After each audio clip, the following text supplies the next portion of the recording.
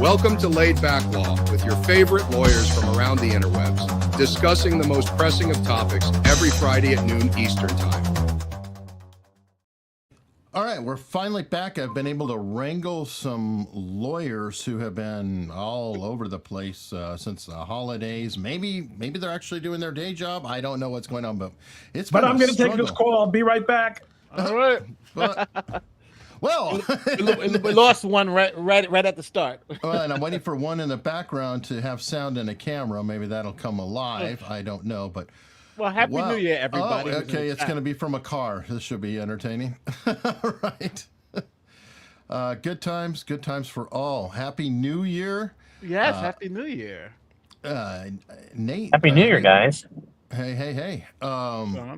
Okay, so starting out the year, we've got, oh my God, what in all is happening? Obviously, we have the sentencing of somebody that went down today. Yeah, the Trump sentencing is going to be interesting. It's already happened. Yeah. But essentially, he got nothing. He got absolutely a walk. Like, he got unconditional discharge, which is extremely rare. So that means you're convicted, but just go live your life.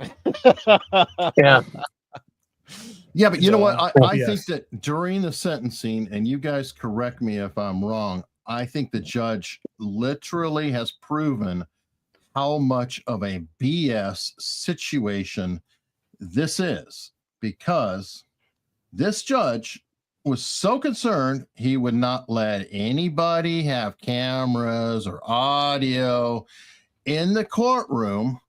Well, hold on. New York. That's New York. That's New York. Oh, yeah, okay. That wasn't within his power. Well, this one is. Well, what do you mean it's not within his power? Because he damn sure said, oh, you know what? You can record me sentencing him. You can hear me doing this historic moment. So shouldn't it be consistent all the way through if it's truly New York and it's not a sham? Help me out. But the thing is that the sham would be if they do it for this trial and they don't do it for all other trials, because there's no other trial that they've done this for. And the reason why is because it's just the rules. So yeah, so I'm not sure if you're arguing that they were because they did do it, that this is special, or because they didn't do it, they didn't follow the precedent. Oh, here we go. Let me just play it. It is the office of the president that bestows those far-reaching protections to the office holder. And it was the citizenry of this nation that recently decided that you should once again receive the benefits of those protections, which include, among other things, the Supremacy Clause and presidential immunity. It is through that lens and that reality that this court must determine a lawful sentence. It is the office of the president that bestows those far-reaching protections. All right, so my argument is this. If it was consistent, like you said, I think we lost Eric. I think Eric's argument is that if it was consistent, I'm not sure if he's saying they wouldn't have the audio or they would do the audio. Oh, okay. Sorry. There you go. Okay, sorry. My argument is this. If what you're saying is true, and okay, I'll go with that they don't record any audio, any video in cases in New York. However, suddenly he makes this specific exception to allow people to record him and to put it out in public. This one case, that seems like a glory hound. Tell me why I'm wrong. No, I think you're correct. I think the norm would be not to have just done it. Oh yeah, this is entirely his opportunity to preen. He's doing the thing everybody wanted to do: force Trump to be in a captive audience and dress him down, where he had to sit there and take it. Yeah. So. And Rod, I think you're muted. It looked like you were talking. It's beyond glory hound. He's a truly corrupt hack. I mean, at every juncture, everything he did was corrupt and wrong and illegitimate. And Glory, he's just following through on the instructions that he was given for this. Mm-hmm. I mean, again, I don't think. When I say corrupt and I just say instructions, I don't think somebody gave him money to do this. I think he's happy to do it. But whatever understanding he came to with the powers that be, whether it is by inference or otherwise, his job was to get that label placed on Trump at some point. Too late for the election, wouldn't have made a difference anyway. Yeah. But truly reprehensible person. Well, remember, the money thing isn't necessarily an issue. His daughter's really good at all the bundling and all that, and there'll be speaking engagements. He gets his name in the history book. So, they took care of him. He'll be taken care of well in this. So he did his part to go after the orange man, and he was the only one able to strike a blow against him. That's what he'll be known for.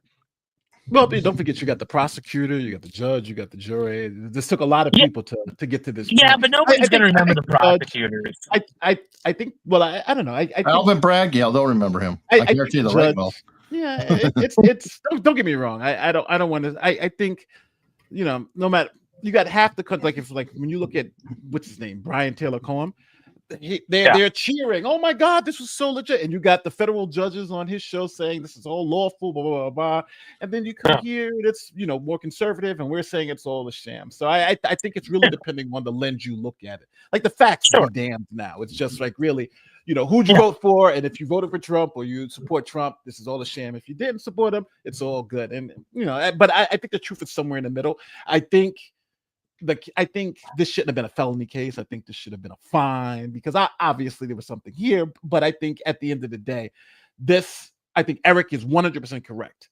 Where at the end, this shows the sham part of it because this should not have been a felony. He should not have been sentenced. I agree. This could have been this is a nothing thing. So and in truth, you have a little bit on both sides. I think that there's a lot of people, even Democrats, Nate, who have said, yeah, it was kind of exaggerated. Like Dan Turrentine, who's on two-way, the Democrats. Fetterman, I think, has admitted it. Eric Adams is I think he's come out. There are some Democrats who are like, I'm not saying they're not. I'm not saying that there aren't any Republicans that are saying this is good, right? What's the name? Cheney, right? Liz Cheney's going to say this is a great thing, right? So you're going to find people on both sides. I would just say for Eric Adams, though, you have to remember, Eric Adams has also got his own butt in hot water now. Oh, I know. You mean he's pardon seeking for sure. I get that. By the way, before we wrap this segment up, because it's been a minute, it's been a couple of weeks since the show's been around, and we do have some instructions from the president-elect that I hope people will consider as we start to get into the show here. Hello, America. This is your president, Donald J. Trump. And it has come to my attention that many of you are not subscribed to Laid Back Law, one of the best, if not the best. I personally think it's the best in the universe, but definitely the best on the planet law panel show. Go ahead, hit that subscription. Many of you voted for me. Each and every single one of my voters need to subscribe immediately.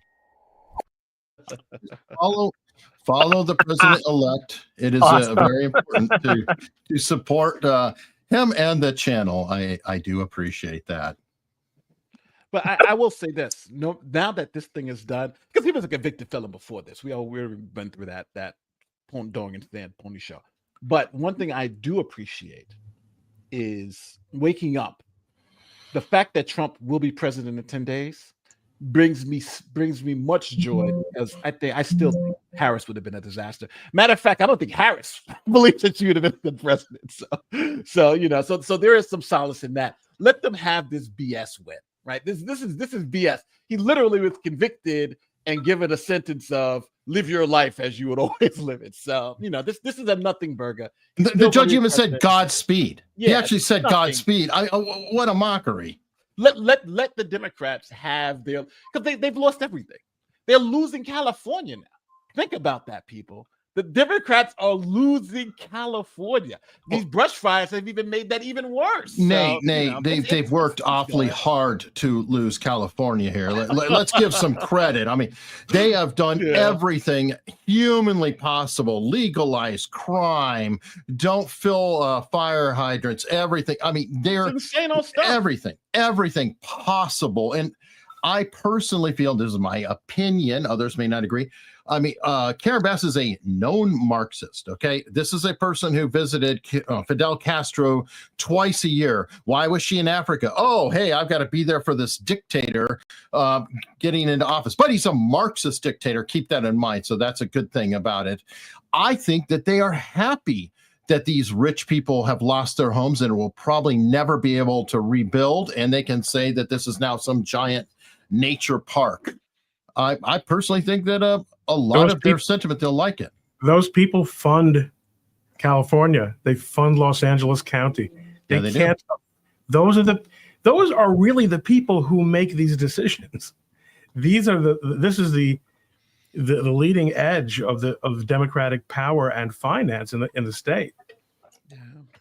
And and Ron, you think they're going to rush to help him out? I bet you that Adam Carolla is dead on. They're going to hit permit problems immediately, just like Suzanne Summers. Their asses will have to move out of there because they won't be able to rebuild because they have built their own horrible, horrible trap. Yeah, well, it's. I don't know if you guys know, but they absolutely hired the first lesbian fire chief, and her goal was to get as many women to join up, and then they had an issue with people actually, because the white males are men being firefighters. We want to diversify firefighters. I'm like, I don't give a F. I want the best firefighter. I don't give what's between their legs. And if it happens to be a guy, like now you have the shortage of firefighters because you tried to go woke, and it's like it's a horror show. But I will say this. I hope they suffer as much as possible until they go to that ballot box and realize that what they're voting for is why they're in the position they're in now. I'm going to back off on that because no matter how angry I am and how much I disagree with them politically, I do not wish what has happened to these poor people and losing everything. And all that stuff. No, but losing everything is just such a nightmare. Elections have consequences. This is true. Have consequences, and consequence one was when they made shoplifting essentially legal. That had a consequence. When they sold all the water rights to a conglomerate for the rich people that Anna Kasparian's on X now screaming about, there's consequences. So these consequences have now made themselves apparent, and I'm hoping that those people wake up and say, we don't want these consequences anymore. We want some sanity in this. I hope so. We'll see. I'm judging from previous track record. Go ahead. Well, what I was going to say, though, is, it sucks for them to lose everything, but sometimes, the corrective action has to be severe enough for people to understand, look what you've done to yourself. Because if it just was things got a little rough, they go back to what they're doing. Sometimes you need to be housebroken in a rather vicious way. Did they put potentially criminal in a hole? I can barely hear him. He's got his phone, and it's a disaster. Oh, okay. So hopefully it gets a better signal, or say, I don't know. I hope they let him out for good behavior. Yeah, you might want to get headphones, because every time with the phone is kind of a pain. But I don't know. It is what it is. I want to show you. I made a little video, a short video that I put on Twitter about what I call the fallacy of abundance. And this is such a fantastic example of the fallacy of abundance. The people in Los Angeles, the ruling class, the voting class, they figure, listen, it doesn't really matter. Things work by themselves. It doesn't matter who, because all of life we're offended, in fact, at the idea of meritocracy. We know that everything is just dished out through networks and friends and family and by race. We're now going to do that also. We're going to do that also. Offended. And, right. And we're now going to do that. And we can't go wrong because there's enough jobs and there's enough security and there's enough water. Ron, I missed you. No, I'm stopping to let myself talk. Okay, cool. So we'll go with this. This is an application. This goes back to the summer, but it's the same concept. Okay, fair enough. I've been trying to explain for a while, and I haven't really put it all together in one place in a coherent way, that the overarching problem with the thinking on the left, but also to some extent on really the moderate right, and this goes across almost all the policies, is that there's an abundance, a wealth, presumably in every system, economic, security, moral, that is so deep that we can afford to make compromises on standards. Science and medicine and technology are so sufficient, so advanced that we can give privilege and opportunity to people who do not have the wherewithal to do their own scientific work. We're seeing it now also in the area of disaster relief. What's the number one priority of FEMA? Equity. Because everything else we've got nailed. San Francisco is.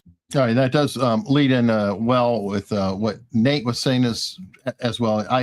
There is a video clip of I think it was an assistant chief. I don't want to put the rank on them yet because I'm not quite sure, but where they were bragging about how, you know, when you answer for help, you want them to look like you, and that makes you feel more comfortable. Because I know that when your house is burning down, you say, oh, okay, yeah, you're good. You look like me. You know, never mind. Are you the one with the hose? Are you the one who's going to go pick me up? And then also in that same statement, when she said, oh, you couldn't carry me, you couldn't pick me up.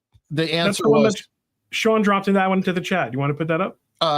Sure. I actually had, play the clip. It's a great clip.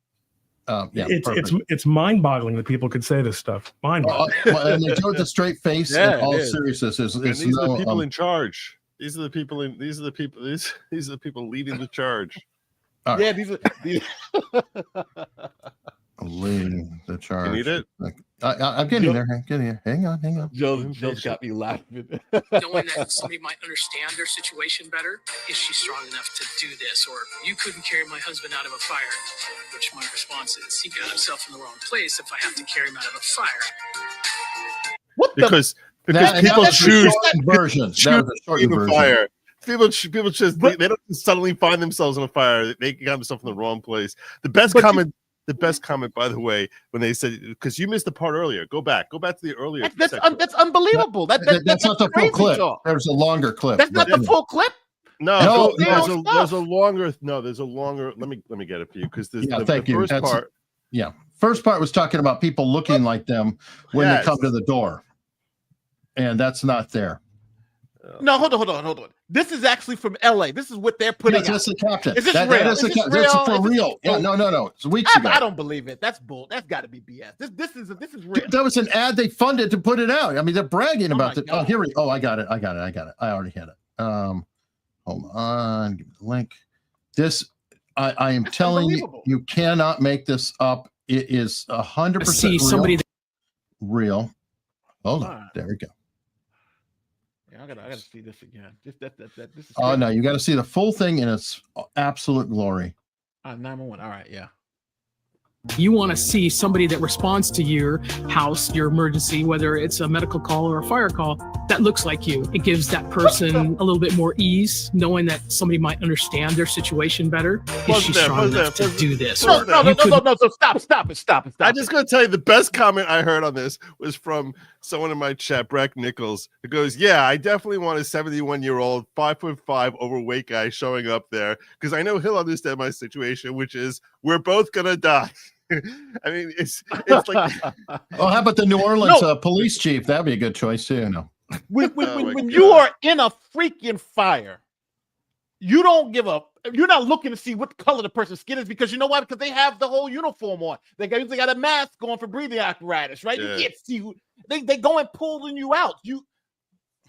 Hold on, let's get the full thing, Nate. There's only a few more seconds. Is she strong enough to do this? Or you couldn't carry my husband out of a fire. Which my response is, he got himself in the wrong place if I have to carry him out of a fire. What? There you go. What? So that's the full thing, folks. You cannot make this up. That is quite literally the message they put out. We're not just grabbing a cherry picking. That's an ad. That is an ad that they cut. They're bragging. Oh my God. It's really just the self-involvement, this is the thing. And as Ron was commenting with the fallacy of abundance, these are what you call first world problems that they're trying to address, and ignoring the basics because of first world problems. Like there's not enough women in the fire department. That's a first world problem. In the third world, nobody's sitting there even thinking about whether or not they were born in their own body. They're not sitting there thinking about their petty envy of neighbors who have more than they have. They're sitting there trying to survive. And if you find yourself in a situation where you're trying to survive, God forbid, you need a liver, kidney, or you need your life being saved one way or another, you don't give the slightest damn what color that person's skin is, what their orientation is, what body they were born in. You just want to live. And these are people who are in the industry of trying to save lives, which is the primary industries. And that doesn't, whether it's in medicine, it could be in police, it could be in fire department, it doesn't matter. If these are the people who are supposed to be protecting society, insulating society from calamity, this is exactly the areas where to start trying to pull that apart based on let's deal with our first world problems of maybe someone's feels are going to be hurt, is exactly how you start. The fallacy of abundance ends up being put on full display as to what a roaring fallacy that is. Because at the end of the day, society needs these services, obviously, and hopefully as infrequently as possible. But when they need them, nobody gives the slightest damn about your stupid first world problems. All right, Joe, I want to keep going because this is not new, by the way. This is not just an overnight thing. I haven't listened to Adam Carolla for a long time. I used to listen to him religiously back in 2010 through 14. He's been talking about this story for a decade and a half. And this is him telling the same story in front of Congress. To give you more, again, this is L.A. He is born and raised in L.A., full on that area. Geez, I want to talk about my white privilege so badly. I graduated North Hollywood High with a 1.7 GPA. I could not find a job. I walked to a fire station in North Hollywood. I was 19. I was living in the garage of my family home. My mom was on welfare and food stamps. And I said, can I get a job as a fireman? And they said, no, because you're not Black, Hispanic, or a woman. We'll see in about 7 years. And I went to a construction site and dug ditches and picked up garbage for the next 7 years. I got a letter in the mail sent to my father's house saying, your time has come to do the written exam for the LA Fire Department. I took it and I was standing in line and I had a young woman of color standing behind me in line. And I said, just out of curiosity, when did you sign up to become a fireman? Because I did it, or a person, 7 years ago. And she said, Wednesday. Wow. Wednesday. You know what this shows? This is an example of equal outcomes versus equal opportunities. And I think they've totally missed the boat on that, right? I understand opening a job market, but by lowering the standards and trying to force this equal outcome, right? We have to just have a Black person. Damn whether they're qualified, damn whether they're able to do the job. It's just we want to have a face. And I think that's more damaging for society, to have people who are obviously aren't able to do the job just there to check a box. And it should be offensive to minorities, and it should be offensive to the people in that community who need real people to actually do the job. Like what they did in Washington State. They said, now don't get me wrong, I'm against the bar exam. I think the bar exam doesn't test for anything. I think it's a standard that we know that lawyers have to put. But in Washington State, they said, well, we're going to remove the bar. Which was fine. Okay, what new process? But the reason why they removed the bar is because they said not enough Black and brown people pass it, so we're going to lower the standards. And I think that's a horrible reason to do something like that. And I think this shows you the ridiculousness of the pendulum. I think is swinging way too far in one way, because my company, I don't want to just hire a Black person because they're Black. I want to hire a Black person because they're the best person for the job. And if it happens to be a white guy, guess what? I'm giving that person a job. But that's too much of a radical idea, looking at someone's qualifications and character versus just looking at their skin color. And it's so wild, because if you go back 50 years ago, when it was reverse, we were all unanimously against it. Now it seems to be half the country's for it and half the country's against it. Well, I think November 5th was a telling reflection as to where the country is about this, because I think that there really was a statement being made from Middle America there, and the way it's Middle America is the popular vote. And a lot of people don't realize that. We tend to think that there's the same number of Republicans as Democrats. That's just not reality.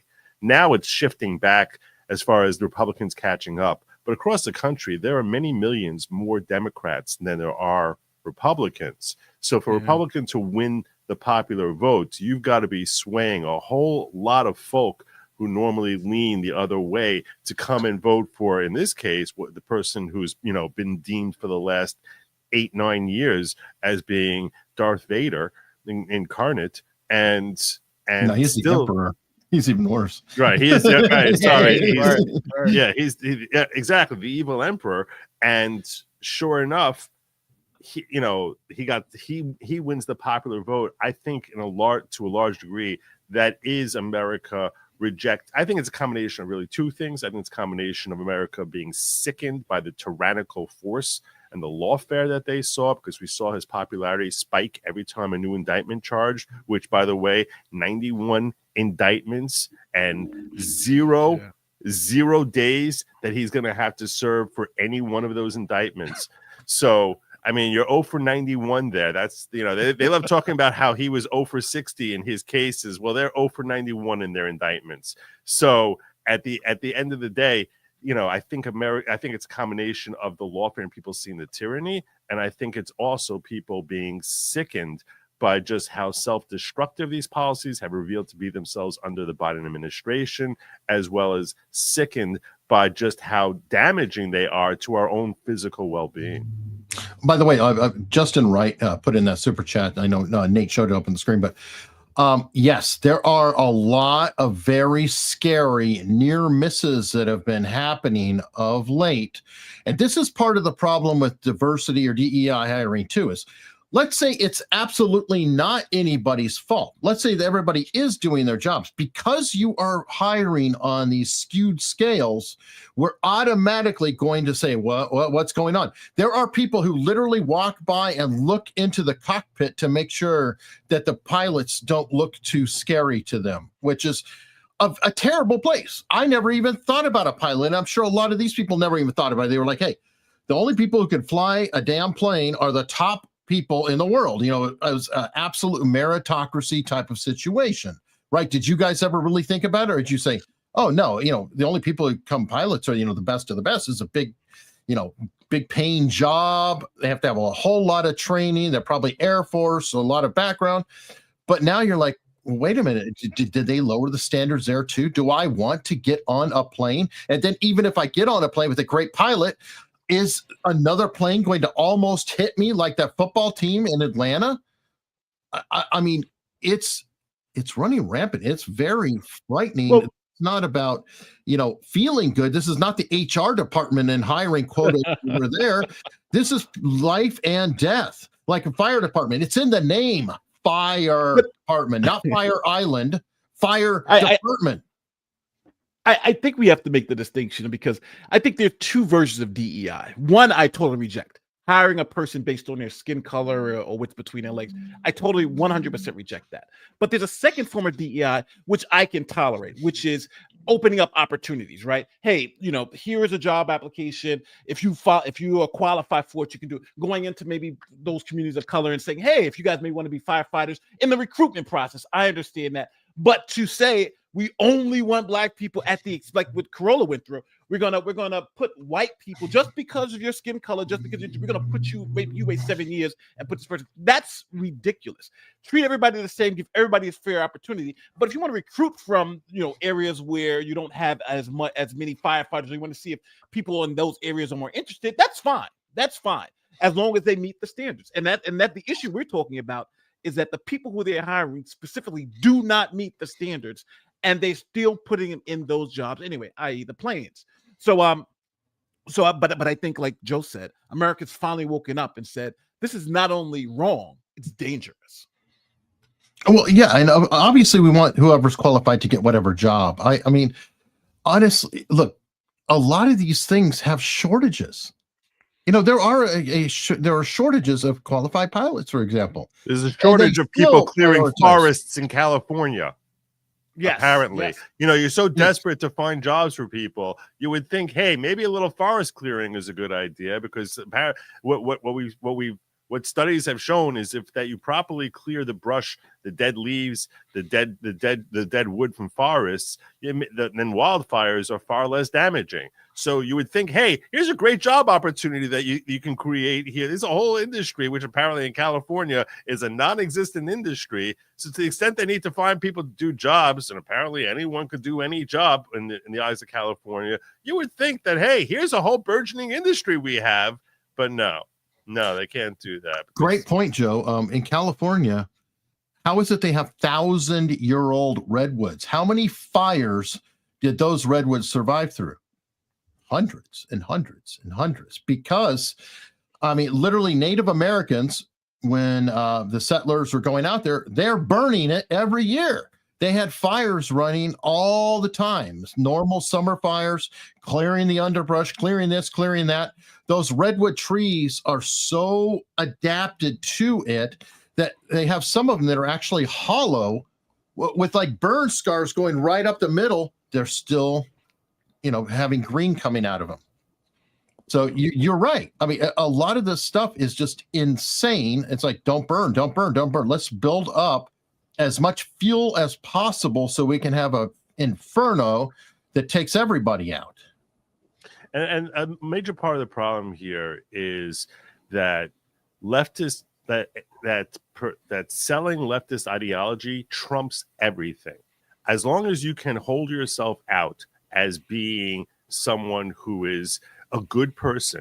I'm a good person because I stand up for the climate. I'm a good person because I stand up for the tea. I'm a good person because I stand up for the gay community, the black community, whatever, the indigent. I'm a good person. So whatever policies I throw out there, even if they're common sense ridiculous, it doesn't matter, because I'm holding myself out there as I'm a good person. I'm standing up for the climate. So even though my perspectives, my approach, what I'm offering here long term is bad for the climate, it still is, since I'm telling you that I'm doing this to save the smelt, or I'm doing this to save the forest, this is why I'm refusing to clear away the forest. You're ultimately damaging the forest. The very thing that they purport to help with these leftist ideologies, it doesn't matter if it will help or if long-term common sense says this is stupid. We want to have with respect to climate change. Also, you have the whole thing with let's go to electric. Forget about the impact that the batteries are going to have on the economy long-term, or whether this is a good idea as far as electrical plants and the lack of electrical plants or the expense. No, I sound like I'm a good person, that I care about the environment, and that's ultimately what this is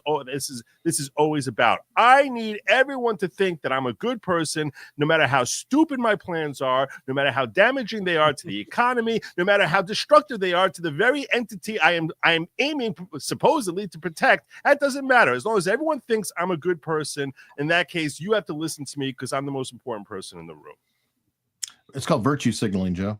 Yeah, do you remember that? You remember when Rogan accidentally quoted a fake tweet as a real tweet? It was from a doctor who said, what did she say? It was a fake tweet, but it was exactly along these lines. I'll never regret getting the vaccine. I don't care if it hurts me and kills me and gives me cardiomyopathy, whatever.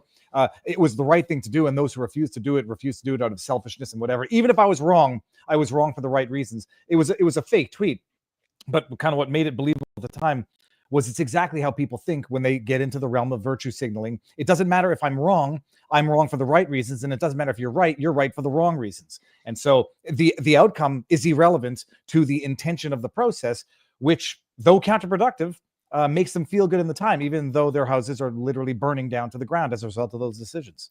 Politically correct, you mean? But what about literally is what it comes from. But do the ends ever justify the means? Because it sounds like that's what you're saying. The ends justify the means. I think in some respect, the means matter, right? If you're doing, even if the fact, if you happen to be wrong, and the conclusion, but the way you do it matters. And I think that's what we're all saying now, right? It's the means. They're looking at the outcome, right? We just want more black people. That's an outcome, but the way we get there is not by lowering standards, right? But the point I was making is more than that. It's not that the ends are justifying the means, because at the end, the ends are not even being. That's exactly the means. Agreed. The statement of the ends. That's what's so sad. Hold on. Look, Joe, the means are the ends. Is the point. Thank you. Yes. How many All people right, that makes ended, sense. That makes sense. How many people are ended on the means way? Are the end.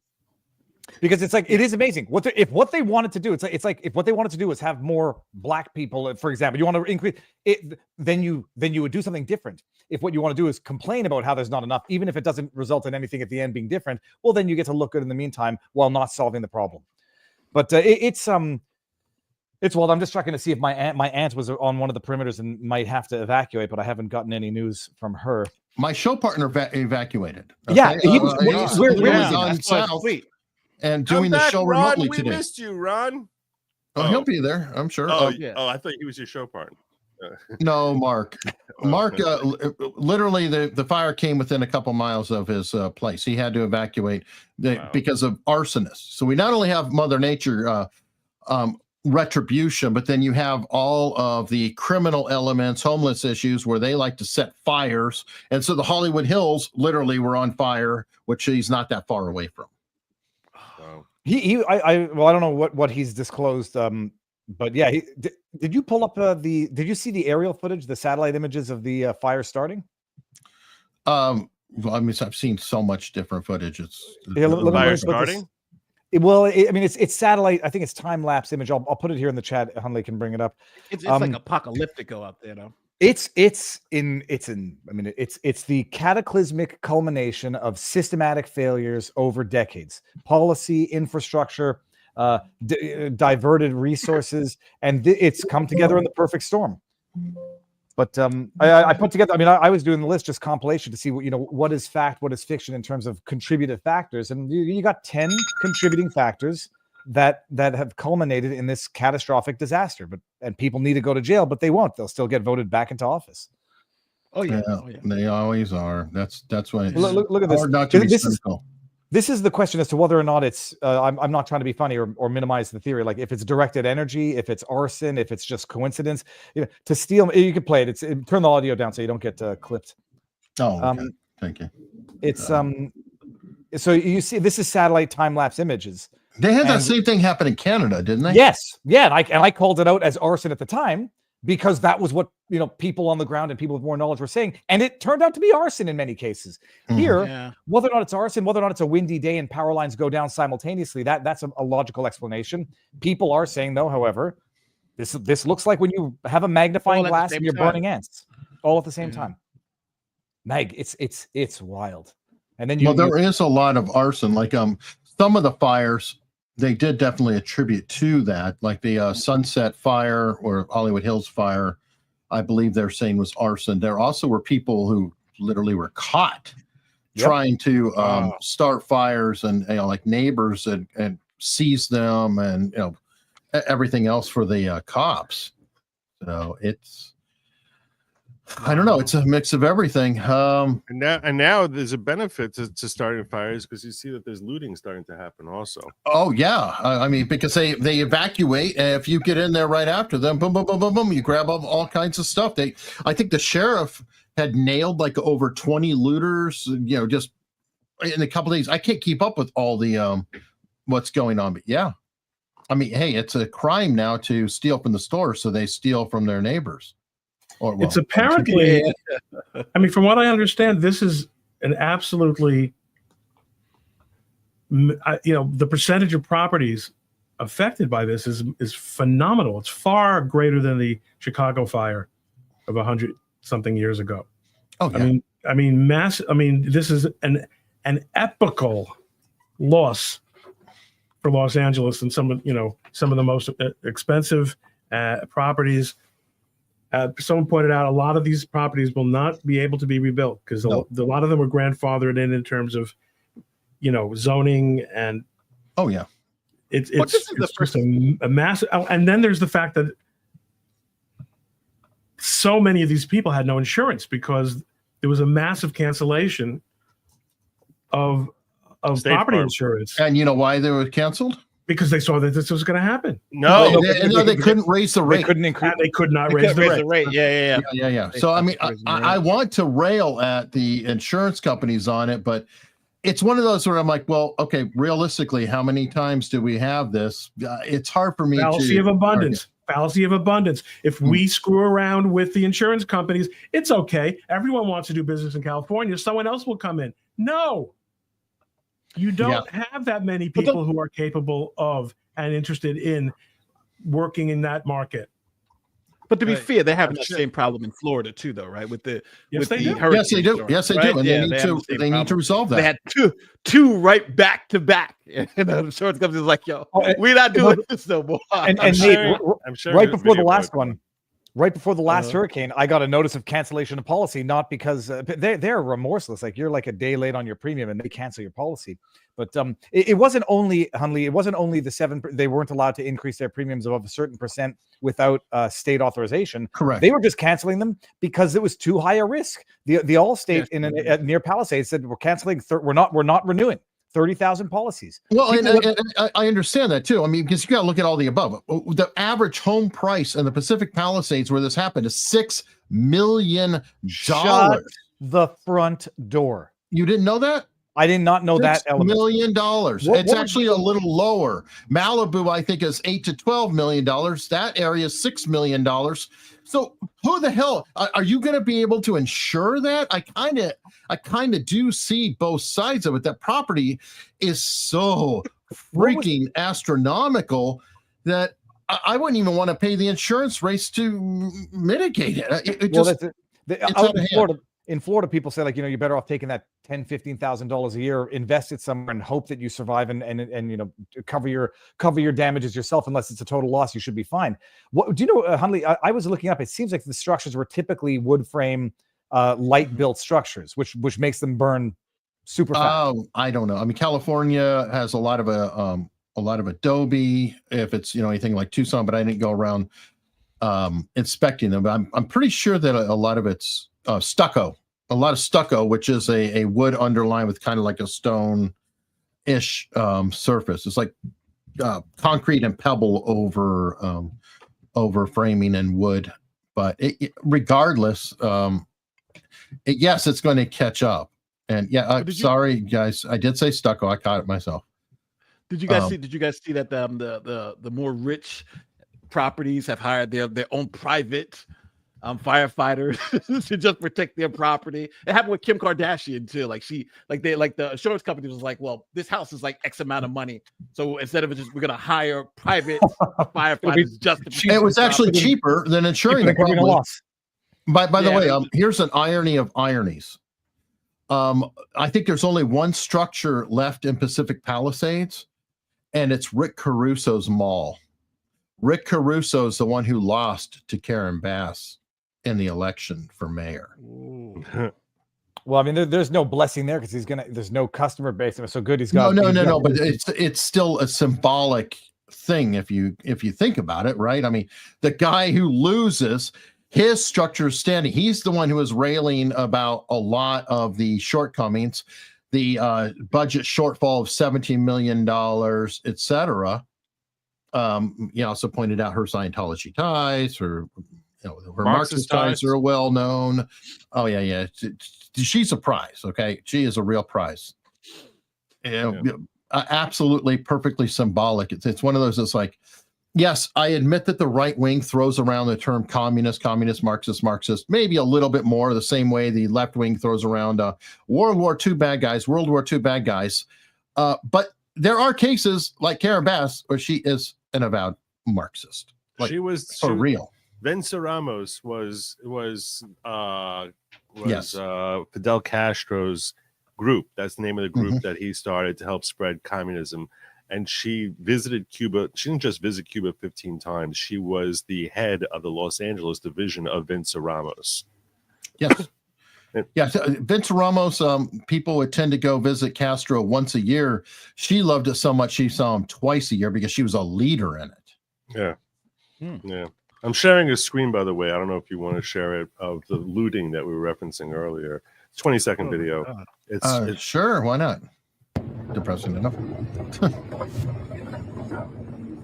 unbelievable. Never let a good tragedy go to waste. Oh no. Maybe they're just taking out their laundry. Okay, Maybe they're not. That's not.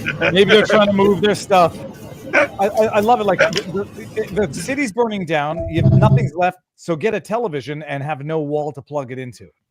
But this happened at 9/11 too. Matter of fact, at 9/11, there was like there was some, what's it called? The police had arrested some guys who went down there to loot during 9/11, freaking 9/11.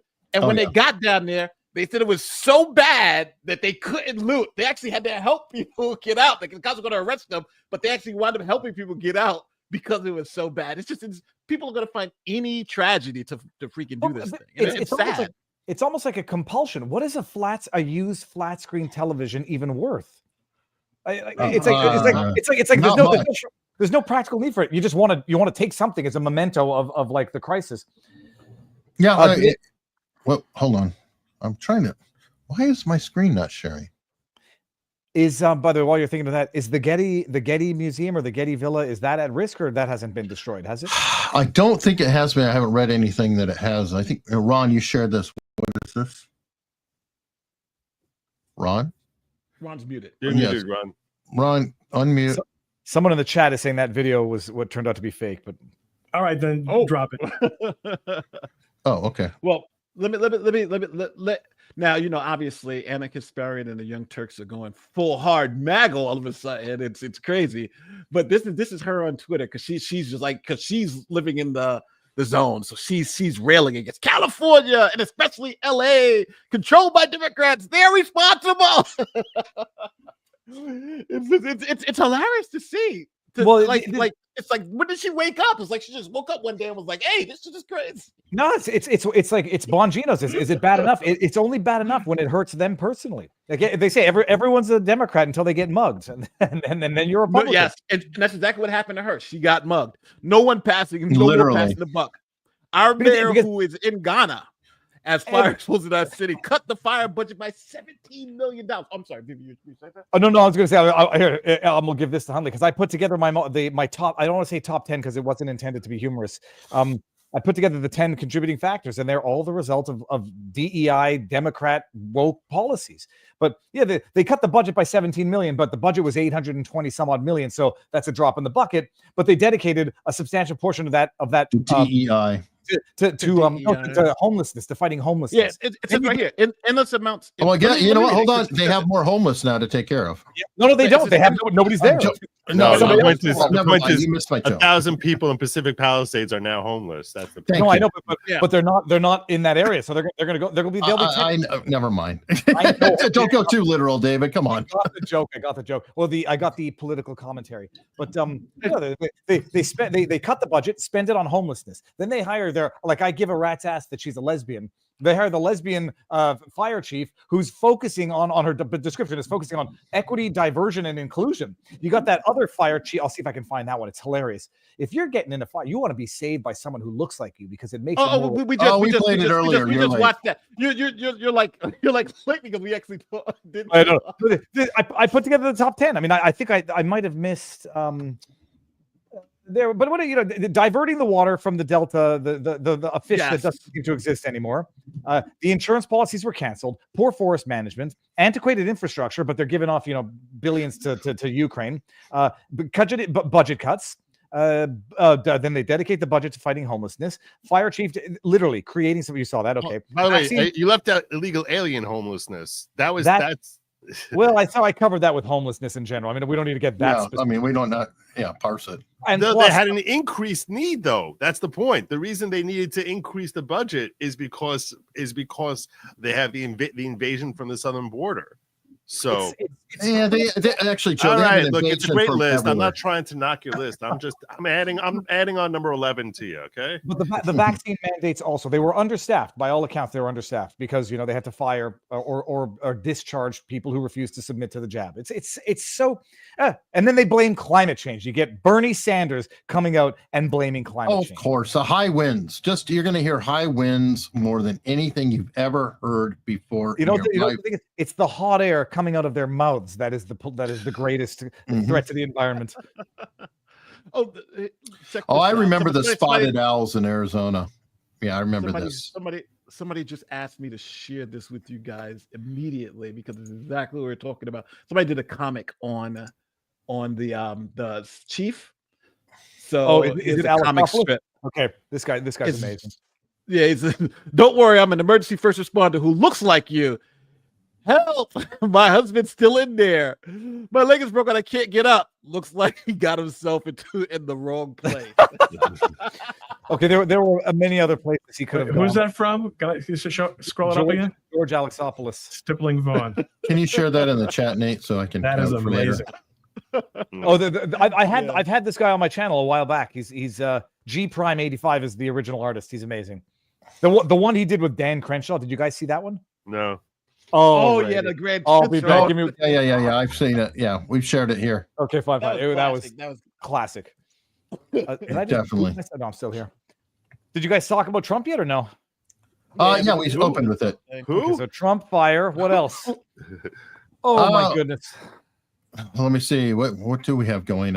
Yeah, Greenland's not really a good subject for here. Nate, tell us about what's going on in your old home of New York with that chief. That is a very interesting case. Oh yeah, these New Yorkers should know about the NYPD chief who is the woman who got $400,000 salary for sleeping with the chief.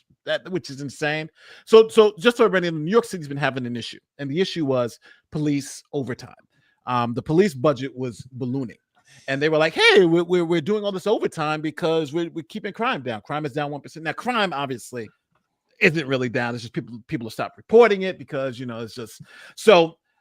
They went and come to find out that the chief of the department was paying one of his subordinates for sex. And the way that she was paying her was allegedly, and again, those are allegations, allegedly through overtime. So when the New York Post did an expose, they found that this woman that he's having sex with got $200,000 in overtime when her salary was like $150,000. Then they found his driver, who also happens to be a woman, got something like $100,000 in overtime. They found that he's laundering the payment that is for sex, laundering it as though it's payment for overtime. Yes. So the woman came out. So what happens? The way it worked out was New York Post found out that she was the highest paid officer in the cities, and they were like, "Well, what did she do? She worked under this chief." So then the NYPD did an investigation and said, "You're approving your own overtime, and why are you doing so much overtime when you're sitting in office, right? Why are you doing 40 hours a week? You're in overtime. You're sitting in an office." So then she comes out and says, "Oh, he was paying me for sex, the chief, and the way he was paying me was through overtime." And now they found all these other people that were getting these massive amounts of overtime who's working under this chief happen to be women. So now it's like a huge scandal in New York. Matter of fact, it's so bad that Internal Affairs, that they literally fired most of the top people in Internal Affairs. So when you're Internal Affairs, the people who are supposed to be watching the cops do good, that flipped them off. So it's a huge issue in New York. Do we know what the individual who had to pay for the sex looks like? Yeah. His name is Madry. I'll put it up right now. I want to see. No, I want to see what kind of couldn't get it. I mean, at least you could just you have to pay for the sex. You can go on dates. I didn't think. I mean, I've been married for 17. I've been with my wife since 1999. I don't know what goes into getting sex these days. I didn't think you had to pay for it. Here is the chief. Not to be judgmental, I want to see if this man is so physically unappealing that he cannot possibly get. Hey, he's not bad. No, he's a man of substantial girth. And not that it matters. But can we see this? It's weird thinking that this hunk of man has to pay for sex. Yeah, and especially you got a badge. I mean, that's almost an alluring thing for most civilians. And just so everyone understands too, he was the chief of the department, which is the second highest person. But he also, he resigned right after the allegations, and he said that that they did have a consensual relationship, so he was banging her, but he was saying that she's lying. Her name is Quantisha Epps, and he said that she's lying. The lieutenant, she says she's lying because she got caught in the overtime fraud scandal. So so he's saying we actually were just having sex, but I was just helping them with overtime fraudulent payments, and it had nothing. It was not a direct quid pro sex. yes, it was more just that, hey, it was, I was just doing. Did he pay himself more money? No, he can't get more money because he's not eligible for overtime. Okay. So did he get any portion? Did he get any cut of the money that they were getting for the overtime that we know of? That we don't know. That we don't know. But here is the woman that he was that got paid the $200,000 in OT. Not a bad looking woman. I'm a married man. Well, don't zoom in. Don't zoom in. I'm zooming in. Enhance. 200K, baby. 200K. I'm outraged. That's it. I gotta Oh, go. is he coming back? Or do we have to scare Ron out? I think Ron's coming back. I think he has an issue. That's. But what's been going on in the world? Because again, last year. If I can come back to Trump for just a second, I had a thought last night that I wanted to ask other attorneys whether they agree with my speculation about this.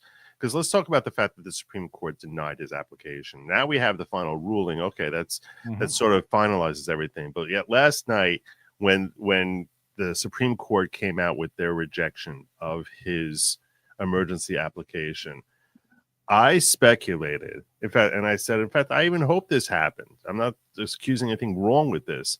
That if you're Chief Justice Roberts or Amy Coney Barrett, and you're going out there and rejecting this, that you do not do that unless you know he's getting an unconditional discharge. And the only way you know that is you actually call Merchan or have some clerk of yours contact Merchan's office and talk to him or a senior person on his staff to be 100% certain that he's only getting an unconditional discharge. There's not going to be probation, restrictions on his freedom to move around, and that's what I would want them to be doing. They can't write it in the order since we know he's getting an unconditional discharge. So they did. They phrased it as his stated intent. What I'm saying is when they say stated intent, what they actually mean is we called his office and he promised us that he's only giving an unconditional discharge. Because imagine if they had denied it and then today he would say, I'm sentencing him to 1 year. Yeah, exactly. I'm sentencing. He's got to show some sort of penalty. Joe, There's no contrition. He's got to show some sort of penalty. What the hell would the Supreme Court do in that scenario? I don't think you have that risk. Appeal. I don't think they take that risk. Why would you not? If you're Chief Justice Roberts, say to your clerk, hey, call Merchan's office and verify that, in fact, they're going to be giving this unconditional release. And in fact, I would want him to be doing that. Hold on. Yeah. Nate, are you smoking a pipe? Yeah, I have a pipe. Is that E or is that real? No, there's nothing in the pipe. It's a real pipe. Oh. Though, but okay, dude, that's beautiful.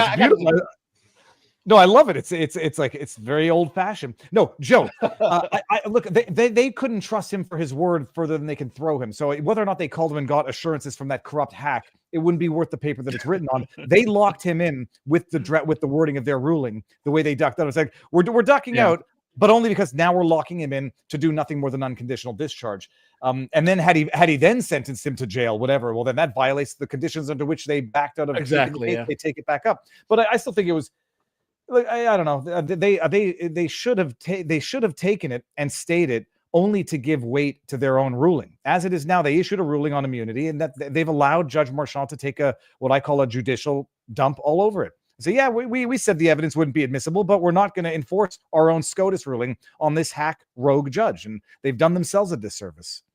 And the thing is, while unconditional discharge in New York on the 65.20 is a formalized conviction. While giving absolutely no penalty for that conviction, there's no fine, there's no probation. He doesn't have to call into his officer. The idea behind this, I think this actually serves the interests of both neocons and the left, is they want to be able to say, he's a convicted felon, and also to embarrass him and weaken him as a president, because all of a sudden they're sort of portraying him as someone who has to, certain countries, if you're a convicted felon in America, you can't enter that country. So this way they get to make it look as if, like, you know, now he has to ask permission to go to Ireland or Canada or whatever, as if, you know, that he has to ask mommy, can I please come into your country? As if there's a single country on earth that wouldn't be thrilled to have him come at any time, and they would be inviting him, making a parade if he showed up there. But they like the idea. Yeah, they like the idea. Oh, maybe Denmark. Yeah, that's a good point. Maybe Denmark would say, we're not so fond of you. But the point, I think, is that they're trying to handcuff him before he even gets sworn in and try and make him as weak as possible. And they don't care about the impact this has on America. They don't care about the impact it has on his ability to actually be a leader. If anything, they feel like if the more we can stop his leadership, the better it is for America, because ultimately, I don't think they care about the long-term health of America. I think it's a matter of let's just chop his Joe, knees. Legally, this has, I think, monumental implications for Trump in terms of after presidency, not before presidency, because before he was a convicted felon, but that was just in New York, right? It was because of the way New York rules. It's like in New York, you're a convicted felon, but federally he wasn't, in Florida he wasn't, right? But now with the sentencing, that moves it from just a New York specific thing to now federally he can't have a gun anymore, because now you technically are convicted because of the sentence. Same thing with Florida, same thing with voting rights. So it has broader implications, I think. So that's why I think Trump was trying to fight against the sentencing, because he's like, these have broader implications than just New York now. Now, after presidency, I can't have a gun, I can't do this, I can't do this. And even though it's probably not going to change his life, and like you're saying, but I think it does affect him after post-presidency, not during the presidency. Right. I don't think it lasts past. It's getting overturned on appeal one way or the other, and I think I would bet that happens. What do you guys think about the notion of him of this being put on pause, the appeal, whether the appeal has to stay on pause while he's president? I think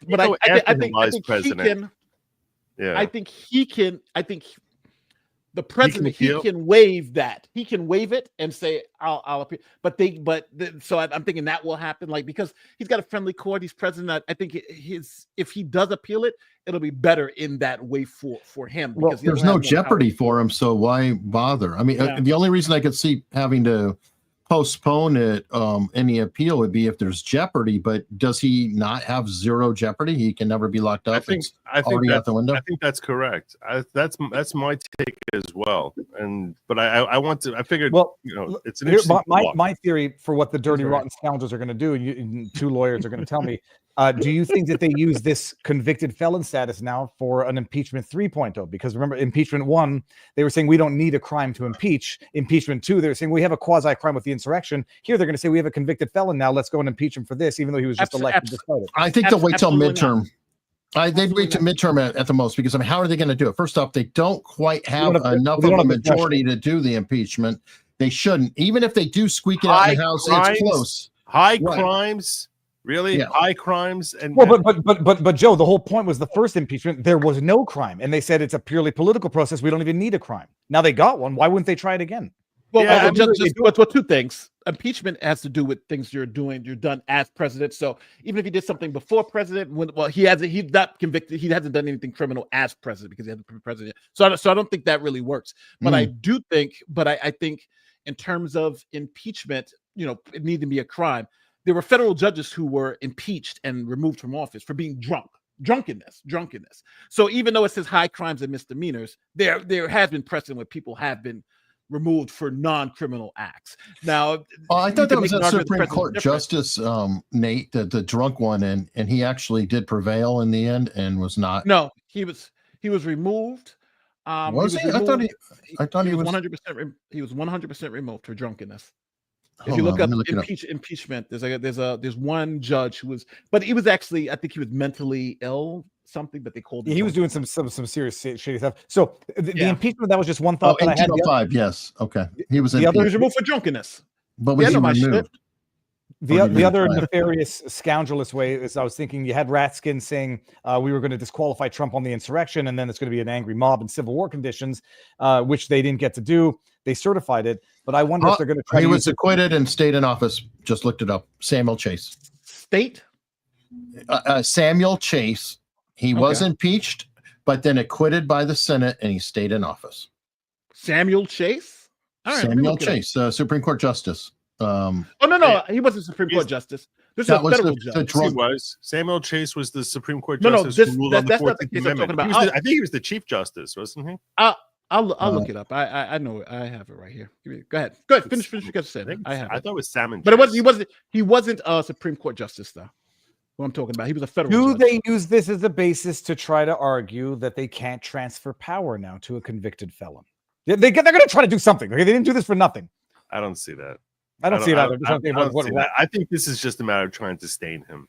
I think this is a matter of trying to make him look weak, and so they can have their Pyrrhic victory. And as I pointed out to my audience yesterday, trust me, this winter, y'all are a lot happier to say he's a convicted felon who's about to be sworn in on January 20th than if he had been acquitted and lost the election. This has been a great winter for MAGA. There's no reason to be crying here. All right, go get your Pyrrhic victory, you losers. Go figure out how to fix your party. It's so wild because this is like a nothing win, but it gives them something to talk about. You know, it just gives them something to talk about. I think they're going to try. I think at some point they're going to try to use it. Nate, when you say this was for stuff that you get impeached for stuff you did in office. Well, they're going to go back and say he did this when he was in office. It was after he took office. That was the whole reason to argue presidential immunity in the first place. I think they're going to try to use this to impeach him at some point. I think they may try to impeach him, but I don't think it's going to happen until after midterms when hopefully they pick up gains, because they don't have it right now. They're kind of on their heels, and people are fed up with lawfare. It has backfired on them left and right. So if anything, that'll probably, if they were to impeach him now, then that might help the Republicans on midterms. Yeah, well, I think they wouldn't. It's true. They wouldn't get it past. They wouldn't even get it past the House because they don't have the votes. You don't have the minority. And I think it's look. They were jockeying for a long play with the insurrection, calling Jan 6 an insurrection. So 3 years later, they could invoke it to disqualify. They've got this chess piece in position, and they might come back to it in a fair bit of time to play it. So we'll see. I think they will. This is not just for 10 days of calling him a convicted felon. Let me share my screen so you guys can see. This is Judge I think it's for John 4 years of calling him a convicted felon. No, Joe and Nate, I also had a theory, if I want to go white pill theory, that Biden can use this state conviction, and yes, we understand it's a state conviction, for a quick pardon. For a quick pardon on the underlying it's federal. a state. No, but hold on. But the state conviction was based on federal predicate felony charges, which is how they upped it from a misdemeanor to a felony. So, but he never was convicted of that. No, but it's made up. No, but that's the whole issue. He was never convicted of that underlying felony. So does Joe Biden now say, I'm going to give Trump a pardon and Hillary Clinton and a bunch of others, and we're going to have this be the unifying thing. I can't overturn the state conviction, but I can pardon him preemptively for the underlying predicate felonies, whichever the hell they were, at the federal level. So that's how does that work? Because he was never charged of it. So it's kind of a weird look. Alvin Bragg created something that's like a witch's brew of charges, from what I understand. So I don't understand. Even if he was pardoned for that, well, he's pardoned of something that never occurred. So it's like a but this is a question number one. Can you have preemptive pardons where there haven't been charges? And I think there's no real legal. Yes, absolutely. Well, because Nixon. Hunter Biden was privileged. Well, no, because they're going to argue that Hunter Biden, it covered it's a not bilateral, but what's it called when something 10 years? It covered 10 years. But it was a hybrid where it covered the felonies and then a period of time. But set that aside. No, they could say okay, if the underlying predicate act, one of the three that the judge submitted to the jury, was federal election interference. Well, I see what you're saying. Biden comes in and says, I'm going to pardon him on that. Then you lose that. Then you lose that to make it a felony, and now it's back to me. All right, so I think. Well, what if he pardons himself? Then he could step in the office and say, "I'll pardon myself for the underlying charge that never happened." Sure, he could do that. But I think this would be Biden's way of pardoning whoever the hell he wants by throwing. I don't know. I don't think that would undo the state conviction, because if the criminal element, it doesn't take away the wrongfulness. In other words, the state conviction is that you used wrongful means to win an election. So that's the state conviction, meaning that there's your record keeping there's a three-step process here. So the actual charge is falsifying business records for the purposes for an unlawful purpose. What is the unlawful purpose? Wrongfully trying to win an election. That's step 2. So the wrongful purpose is wrongfully trying to win an election. How is it wrongful? Now you come down to those federal crimes. One of those supposed federal crimes was he paid too much in taxes, and that's technically a crime. So he paid too much in taxes. That now thereby made it for a wrongful way to win an election. And when he kept his business records, that was the reason he had those purpose. That was his underlying motivation for those business records. So those are the 3 steps there. So if you take the bottom step and you just give him a pardon there, rather than him being exonerated of it, in that case, there still is the wrongfulness to it. It's just no longer a chargeable offense because of the pardon. So I don't think that would topple the dominoes to get back to the initial predicate charge, the initial charge of this being a felony level of wrongful bookkeeping. I think that they have an easier, quicker out than that thought process. Is that they didn't even identify. There were 3 underlying felony predicate acts. Only one of them was federal. Crazy. So 2 of them were state. So even if they throw out the federal one, he doesn't get out of it on that basis because they never identified what was the felony. You never know which one. You didn't know which one. Yeah, which is insane on itself. That was insane. Like some felony, but you pick one off this list. Almost an appealable error of law by the judge. I think that's pretty appealable. Oh, but matter of fact, here it is. Here it is. So you guys were talking about Samuel Chase. 1904, yes, he was acquitted, but he wasn't impeached. 1804, but he wasn't impeached for drunkenness. It was John Pickering. He was a federal judge, drunkenness and unlawful rulings, and he was convicted. So so people have been impeached for things that were just not crimes. Drunkenness is just not a crime. Are you guys following? If he's doing it in his sentencing, I mean, I would argue that maybe it is. If you said unlawful sentencing, that seems Eric, kind of do you know how many unlawful rulings? But ruling. You know how many judges are drunk on the bench? Oh my goodness, man! If you impeach all those, you have a shortage of judges. No, but if they're whatever, I'm just saying that if they're doing it while on duty and sentencing because they're blind drunk, then that would almost reach criminal, in my opinion.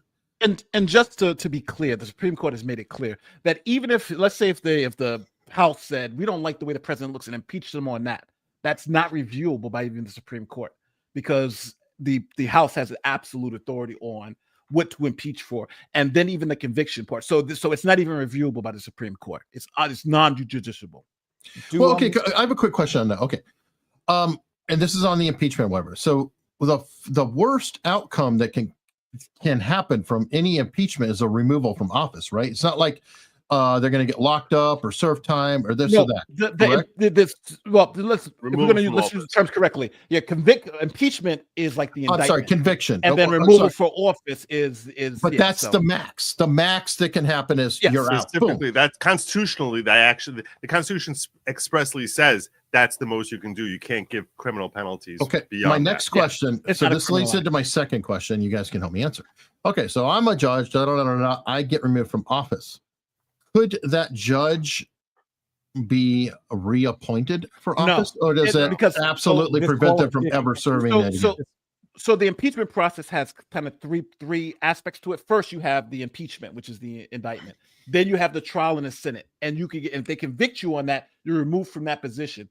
Then by a majority vote, if the Senate votes a majority, then they can vote in terms of you can't hold any other federal office. Okay, so that was my next question because that's the last part of it, the kind of sentencing part of it. Okay, because I was going to say if they didn't do that, they just remove him. You can never be a judge again. What if he's appointed attorney general? Could you do that? You can hold no federal office, but that part of it, the Senate could impeach you from that office and say, okay, you could still hold another office, but generally, if they impeach you from that office, then they'll also bar you from running again from any other federal office. Okay, yeah, that was my my main question. And what about state office? They could do whatever they want, right? They could be a judge in the state, though. Yeah, because it's separate sovereigns. Okay. And I'm only asking this because it seems like there are some really sketchy people who manage to slither their way into new positions, and it's mind-boggling how they get there. Yeah. I think I think right now the impeachment process has been used horribly politically because it used to mean something. Now it doesn't. Well, mean it is a anything anymore. political process, isn't it? Technically. But what I of course. But what I mean is that there used to be a standard, right? The standard was, let's just not even play around with it. It was criminal, right? Bill Clinton was criminal, and most of them were criminal, except for the drunkenness one. And I think that was a self-imposed standard by the House of Representatives, right? We need to make sure this is real. And nothing that Trump has, like even nothing that they impeached Trump on was real. So, and I think that now looks to be where I can see them impeaching Biden. I'm surprised they did for drunkenness. And you could easily impeach Biden for drunkenness. He looks drunk every day. So it is what it is. You got to have the will to do it, the political will. Well, I mean, we've already seen that, like the records case, that that there's differing standards on that. Like, was it they determined that Biden's too addled for us to go any further, so we're just going to drop it. I did want to ask you guys about the Judge Cannon ruling that she was reversed on, which is fascinating. So just for everybody to understand, so there's a report that Jack Smith did, because Jack Smith was doing both the federal cases. So he did a report. And that report essentially lays out all the evidence for both the documents case and the January 6th case. And Trump and his team were fighting the release of that document. So Judge Cannon, who was in charge of the documents case, said you can't release any of that information because it can affect the other defendants who we didn't dismiss their cases. But Merrick Garland essentially said F you to Judge Cannon and said, you have nothing to do with the January 6th case that's in the DC circuit. You only have to deal with the documents case. So what we're going to do is we'll keep the documents case stuff private, but we're going to release the stuff on January 6th. And essentially told that, it said the F you to the federal judge, saying that she didn't have jurisdiction over the documents case, over the January 6th case. So now you have a situation where essentially Merrick Garland just said to the judge, we're not obeying your ruling. It doesn't matter. And no one's saying anything about it. It's like, okay.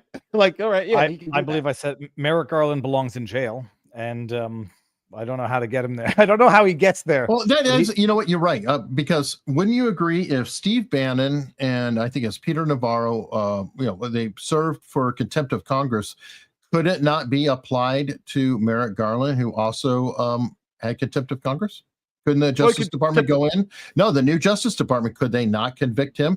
Time for time. I mean, equal justice, not trying to pick on anybody, but equal justice. Should he not serve some time himself for contempt of Congress? Because he didn't turn over the documents? Of course he should. In contempt of Congress. Of course he should. It's the same damn thing. No, it's not the same damn thing because it was a legitimate subpoena that was issued to him. It wasn't a legitimate subpoena that was issued to Bannon and Navarro. No, I mean the same conviction. Same outcome, yeah. Same violation of provision of law. Because he deserves to be in jail. But where does that stop, though? Because every attorney general, they always deny requests for documents. It stopped. It shouldn't have to begin with. I mean, that's the problem. Yeah, where does it stop? So it's like, well, we got to stop on our end because that's really too much. That doesn't make sense. So it's like Democrats can do it to Republicans, no problem, but Republicans need to be the adults in the room and say, hey, you know what, this can keep going, so stop it. That doesn't seem quite fair. There's a huge distinction here, though. There's a huge distinction. The distinction is private citizens versus the attorney general, who and so I think that's you're right. So he's above the law. He actually should have double the sentence because he knows better. No. The private citizen doesn't know. No, hold on. Using your same argument is the same way I think a cop should serve more time for the same crime because they absolutely know better. So thank you. You're right. He should get double the time as they did. No one is above the law except for government officials. And President and Trump, right? And Trump. But let me just lay it out. So I think what you're missing is that Merrick Garland now is a part of the executive branch, and the executive branch, they always have this tension with the legislature. So as an official in the executive branch, and they say, I'm not giving you these documents based on the president. That's a function of government versus a private individual saying, I'm not answering a subpoena. That's a different story, and they always fight that out. Every branch, every agency fights can we get these documents? No, can we get these documents on both sides? So unless you're saying every time they issue a subpoena and they say no, then all the agencies, even Trump, because Then Well, let if it go to Trump- the Trump and Supreme his Court. team- Let it go to the Hold on, Supreme Court. If Trump and his team, like when Pelosi had the gavel and they were saying he were going to subpoena the Trump officials, none of those officials were charged with anything. It was the private citizens. So yeah, Hold even on, the Trump officials they're defending refused to turn themselves. over documents. Hold on, Nate, because they were also part of the administration, and the documents Exactly. they had was while they were part of that. So using your same argument, Merrick Garland's on his ass in January, so now the Justice Department can convict him for what he did while he was in office. So no, because they did it. Bannon was working for Trump and he refused to do it. Navarro was working for Trump and he refused to do it. They were part of the administration, so it's using the same argument there. Bannon was never a part of the administration. Bannon was never. I thought he was. Are you sure? No, He did not work for Trump? He did get a government payroll. Steve Bannon was never on the government payroll. Are you sure? Maybe look that up. I think so.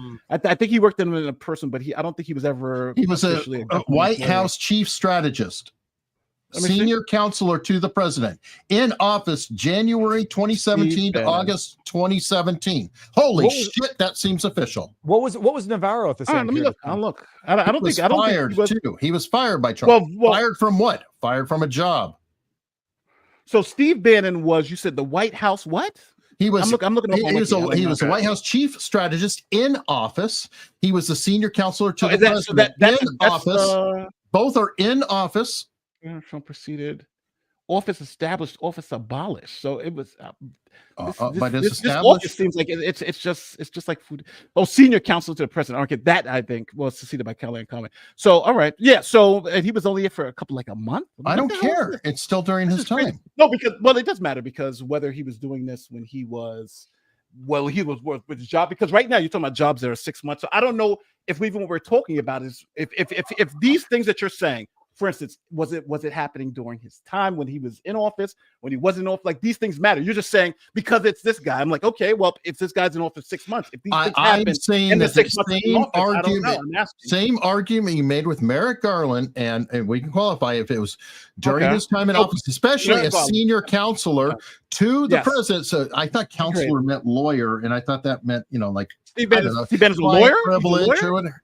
Senior counselor. Well, I don't know. Counselor is what? Is that a lawyer or a counselor? Usually. I don't know.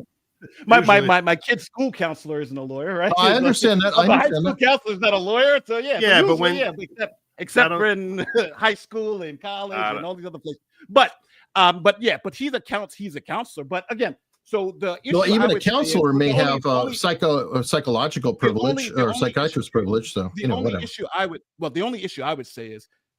Was these subpoenas tied to his job? If they were tied to his job, I would agree with you. But I don't know that. So let me know if he claimed that was his defense. Is that no, I am not revealing anything that happened between the president and myself when I was working there.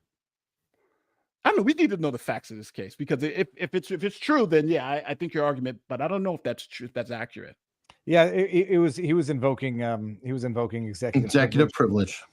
He was invoking executive privilege. Right? Yeah, set aside the main distinction is I think these analogies or these parallels are accurate, but the main difference is that the subpoena was never lawful in the first place because that committee was unlawful in the first place. They should also go to jail, all of them. Jan 6 committee, jail.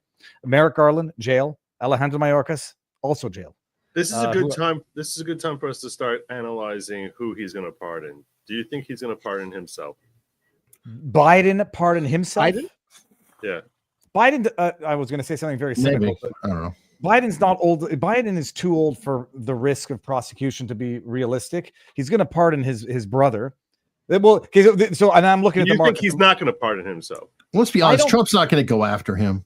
No, we know Trump won't. Trump's a nice guy. But will he? But that's true. He won't. But do you think? Here's the question: Do you who I mean, he's talking. Supposedly, he's thinking about pardoning Liz Cheney. That's what made me bring this up in this context. Oh yeah, for sure. Well, he's busy awarding her. So no, Liz Cheney in the markets right now. 35% chance of a pardon, along with Fauci and Benny Thompson.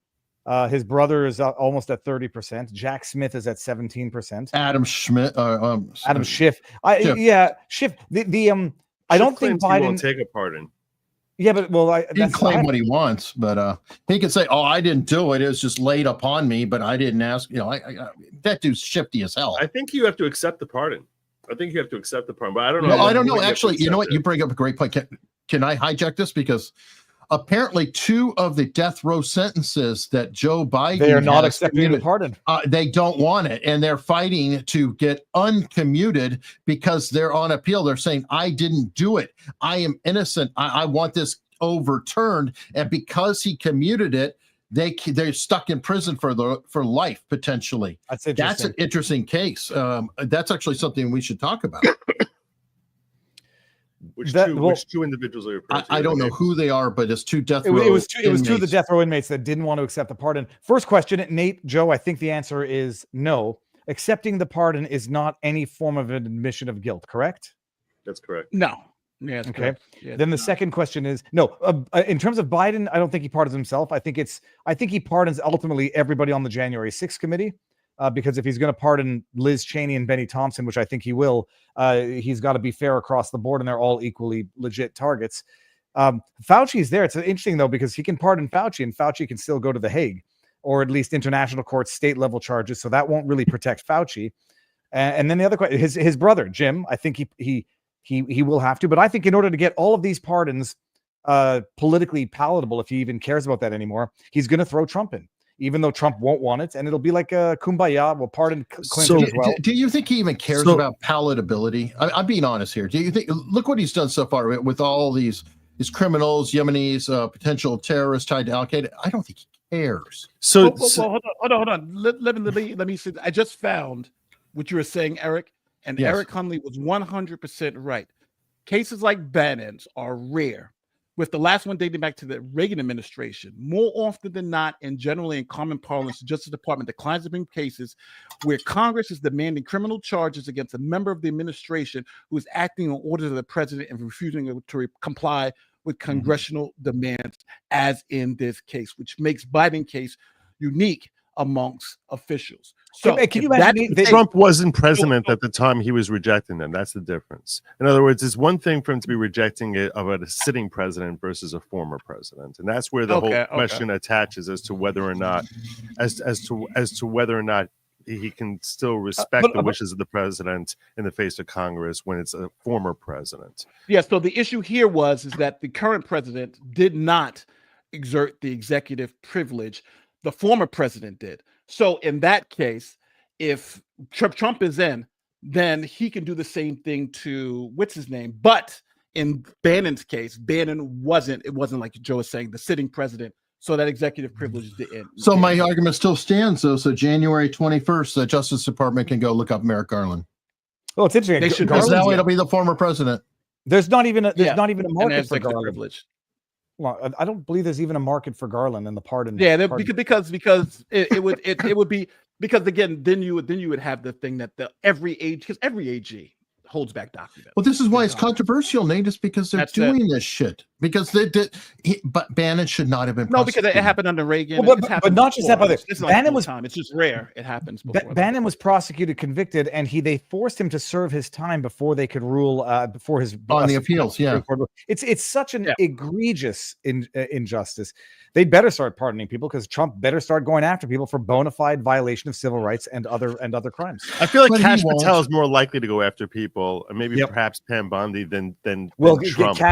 Cash had to clarify. He doesn't go after people. He would make recommendations. No. And then Pam Bondi investigates. Yeah. Right. Although it's an interesting thing you were talking about pardon and the impact that has on someone's appeal. Part of what I was thinking about with respect to this unconditional discharge is we know Trump has these pending appeals, and in a similar vein, when he gets no punishment, when the sentence is we're giving you no punishment, while he technically still retains the right to appeal, the likelihood that the appeal is going to be picked up by a higher court, which has a choice about whether or not they want to hear it, is far lessened when the person doesn't seem to be facing any substantial consequences. And I don't think they're going to look at his loss of Second Amendment rights or voting rights as a substantial consequence. So accordingly, the fact that he's getting an unconditional discharge makes it the same way a pardon makes it more likely you're not going to end up winning your appeal.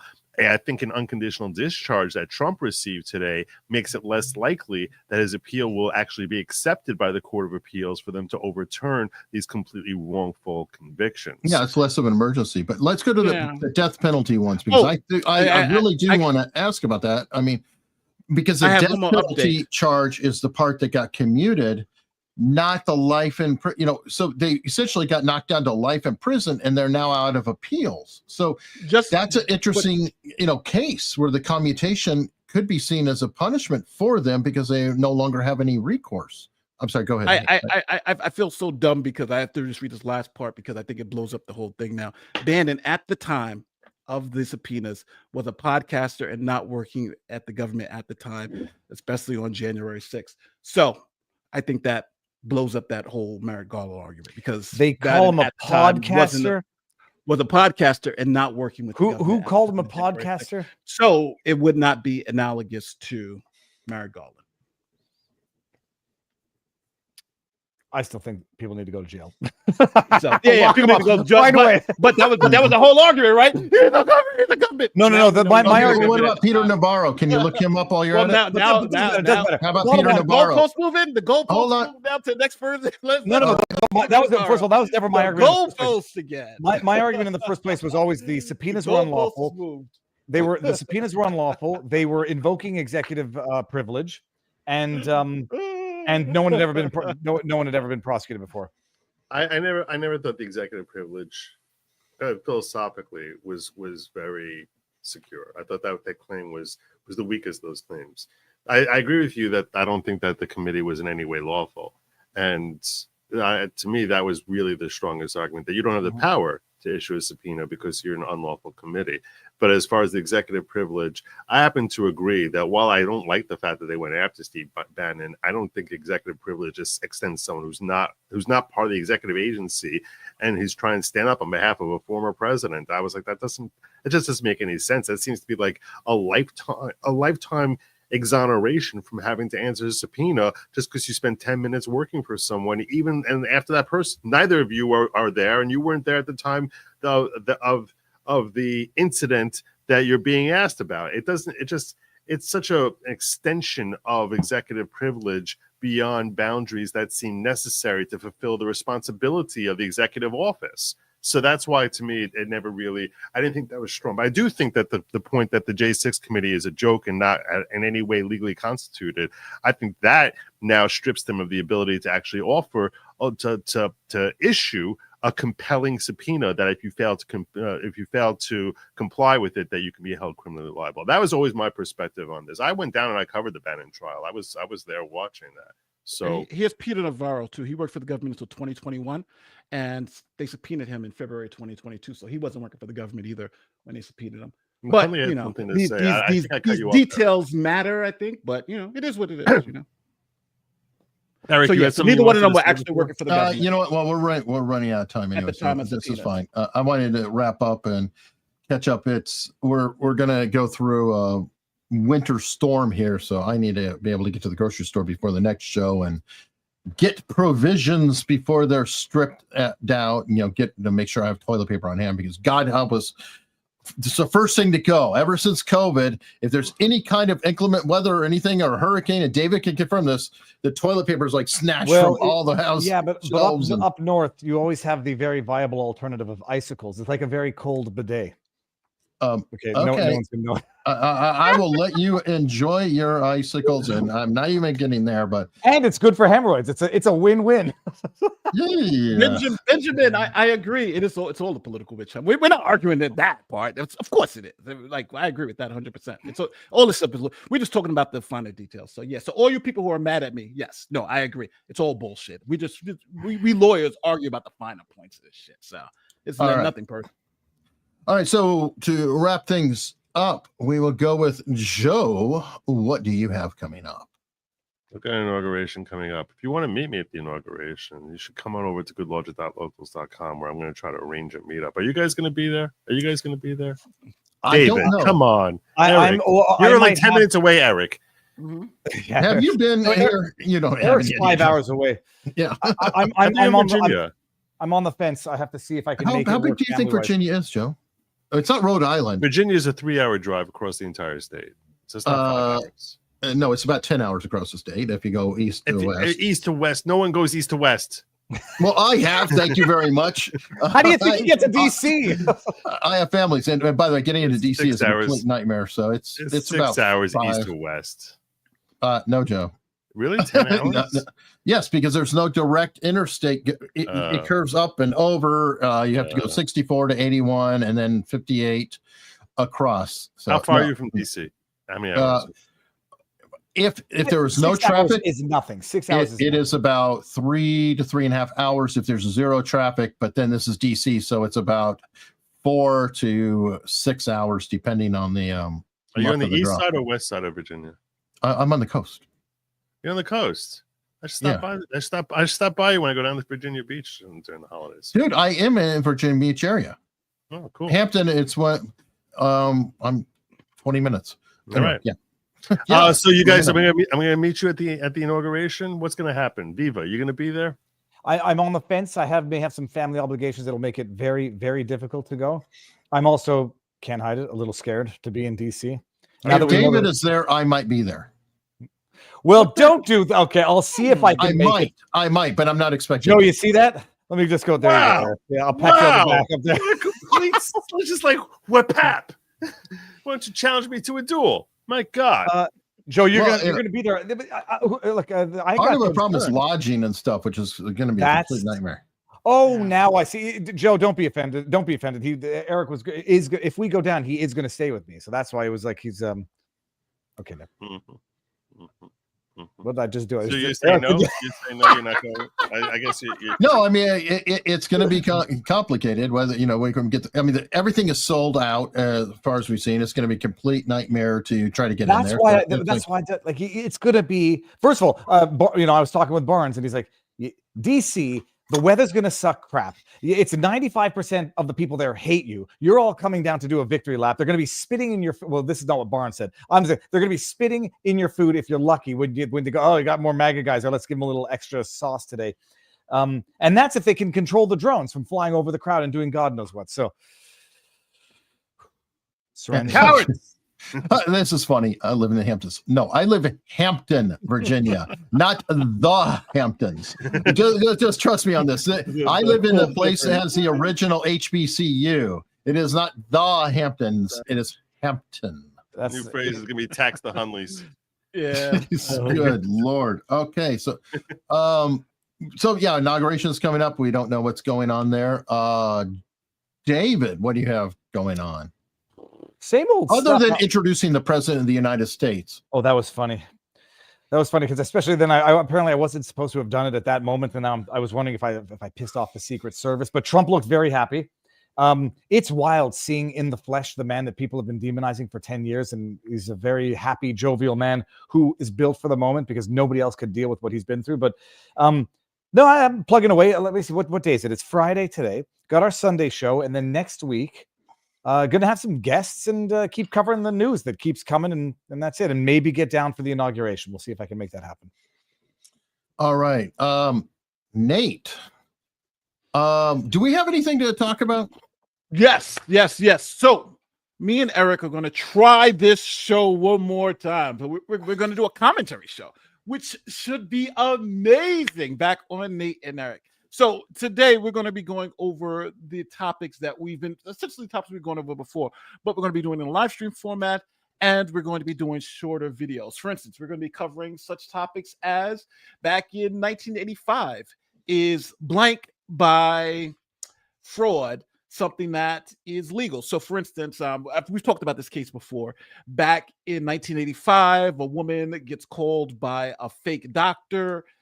She's told that she has a rare illness. The only way that she can treat that illness is to either get a treatment at a hospital that cost her $100,000 in 6 weeks in the hospital, or option two, she could pay an anonymous man $5,000 to sleep with her because he's been injected with the serum and it would cure her. She goes with option two and sleeps with the guy, and then the state charges him with blank. But the twist in the story is, there were multiple women this happened to.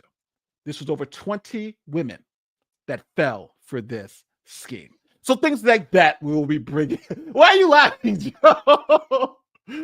Joe, this is going to give people some bad ideas. By the way, and Nate and I, a lot of this comes out of Nate and I were on the phone. Our conversations.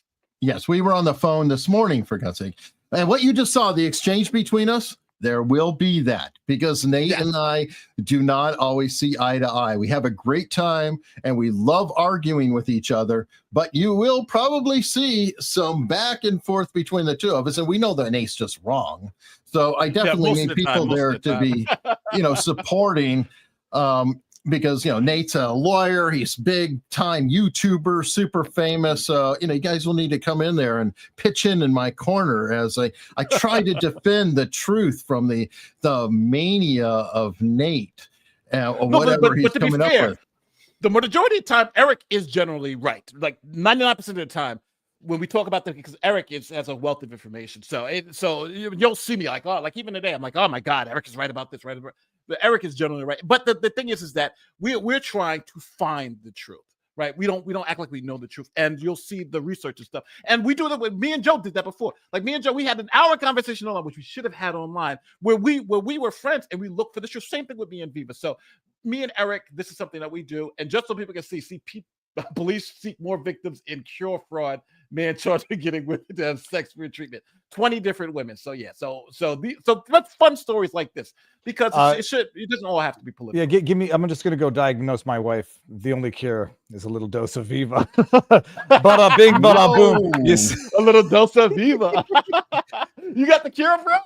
Thanks for sharing, brother. Very, very small dose. Oh. Well, it makes its own sauce. I'm out of here. Great to see you guys. Thank you. On that note, everybody, have a wonderful time. If you like what you see, well, there's a message on the way out. Everybody, thank you so much for attending. We'll try to be back next Friday. Peace. Here we go. All right, you're in my courtroom now, Buster. And let me tell you, there's so many of you here that are downright guilty of not subscribing to Laid Back Law, yet watching full-blown episodes. Why don't you get your life together and just hit that button already? We all know you need it.